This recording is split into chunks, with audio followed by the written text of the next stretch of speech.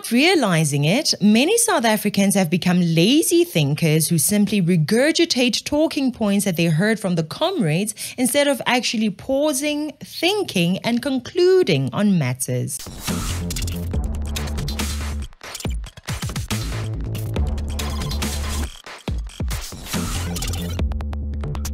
Take a look at this. Don't come with white people's shit. Why are you coming with white people's shit? It's a fucking disabled parking. It's not white people's shit. He's doing his fucking work. That's what he's doing. So don't come with white people's shit. So what you gonna do? You want to hit me, come hit me. It's not a fucking disabled thing. It's not a fucking white thing, it's not a white thing. Why you always want to fucking put it a white thing? Why do you want to put it a white thing?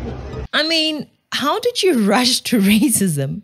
You're parking in a disabled parking lot, which we all know we shouldn't unless we are disabled. Someone calls you out for doing what you know you shouldn't do, and you call it racism. Really, bruh? Truly, many among us have become lazy thinkers. Have you guys noticed this? I blame our education system and the constant racial talk that the comrades spew. We've seen how every time they are asked valid questions, they don't have valid answers and they rush to blame race, and sadly, many of the citizens copy that nonsense in their daily lives.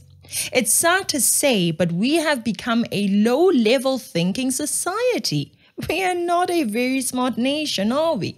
Most of our people are only able to debate ideas in the form of either race or social class, rarely based on the facts around the issue at hand. To them, if you argue with them about something, you are either a racist or you are a coconut. Okay, so this definitely is going on social media and also going to open a case against you. No, so I'm not going to. You already called me a pig. I don't even feel safe around you. No, I don't want. Let me just explain to you. Speak to me in public. Okay, what if you shoot me? What do you want to know? You called us pigs. You signed a paper that yes. said, you got your video on? Yes. Please keep it on. Yeah. You signed a paper that said you will leave the premises at 10. No, we didn't say that. It said, no. You are being emotional. Now, don't be emotional. Calm down. Stop treating people like pigs. Yeah, I won't go to the office with you. I don't trust you. Yeah. Okay, explain why you're calling us pigs then. Explain that one. I don't gonna talk to you. Yeah, so you're gonna ignore me now. Say you pigs. Okay, I have it on record. I just made you listen. You called us pigs, and I'm gonna sue for that one. And as we speak, we're on social media. You said, what did you say? Say what you said. I say, the chalet you stay in looks like pigs were staying in. That's one and the same thing. That's one and the same thing. You called us pigs. You can say amen all you like. You called us pigs and I'm going to sue for that. Sir, not all black people are illiterate. I got customers here, please. Yes, I respect that, but don't call us pigs. We are people, we have the rights. Respect it and keep about it. Yes, but you called us pigs. Admit that. Apologize for that. Apologize for that. Apologize for calling us pigs. Do what you want. Okay. If you say something that they do not agree with for whatever reason, they rarely pause, critically think about your stand and their stand on the issue, and then present their argument factually. No, they just label you horrible things that do not even make sense. I mean, I've been called mahosha, which means prostitute, for sharing factual views about the EFF. I mean, a person can't think and at least write one constructive sentence to counter what I said in a video that pissed them off. No, they just rush to type a baseless insult. Mahosha, that's it. How weak is that? Those who take time to type a longer comment have said, I am paid by white people to say what I say and do what I do. When I went on JJ Tabane's Power to Truth show and was stating how the ANC has failed to improve the lives of South Africans, one of the panelists labeled me privileged. I mean, bro, you don't even know the first thing about me, my background, and my current status, yet you confidently tell the entire nation that I am talking from a point of privilege. How about you counter what I said with facts and not labels? What level of stupidity have we reached as a nation that when we say we are having a debate or an argument, we actually mean hurling insults and baseless labels? So in this case, we have a quarrel between a white person and a black person, don't we?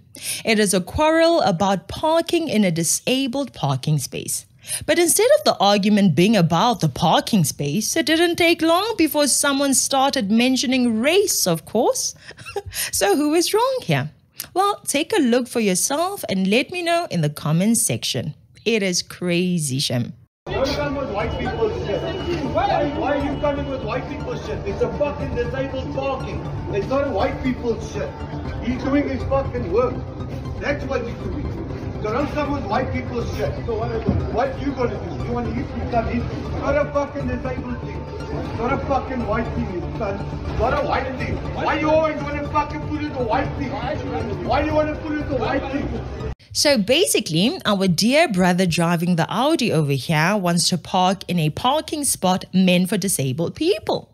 A car guard stops him along with a man in a sweater who happens to be white, and the quarrel begins. The car guard is intimidated and the white guy gets labeled racist, all because someone would like to park their car in a spot meant for people who are disabled. Before we proceed, if you enjoy our videos, please like and share them with other citizens, subscribe to the YouTube channel, and remember to beware of the comrades. Instead of pausing and acknowledging that he was making a mistake, driving away to the right parking spot, and taking this as a lesson for the future, the Audi driver would rather fight for the right to park in a spot meant for disabled people. I mean, before the man decided to get into this fight, did he think, like actually think, or did he just allow the rush of emotions to control him? And obviously, in a white versus black scenario, you will find someone willing to call it a matter of race. But can we objectively say that race had anything to do with this? I mean, factually now, can we? We need to wake up, South Africa. Come on now. In this case, lawlessness is what the Audi driver wants and even pushes for. The law says that there are designated parking spots for disabled people. All of us know that we should stay away from these, and we do so. Even if it would be convenient for us to park there, we do not. We obey the law. The Audi driver fights to disobey the law. He wants anarchy, and even after the argument, he pushes to park there regardless of the orange cone. To him, he has won. When he tells the story, it will probably go something along the lines of, I met this racist white man at the parking lot who didn't want me to park at a convenient parking spot.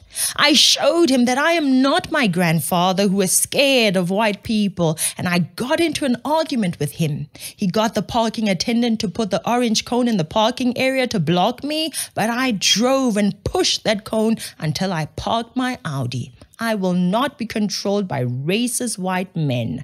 No way. He will probably be telling the story to people who are too lazy to think and ask him questions around the gaps in his story, and so he will walk away feeling justified because his friends and family didn't question or correct him.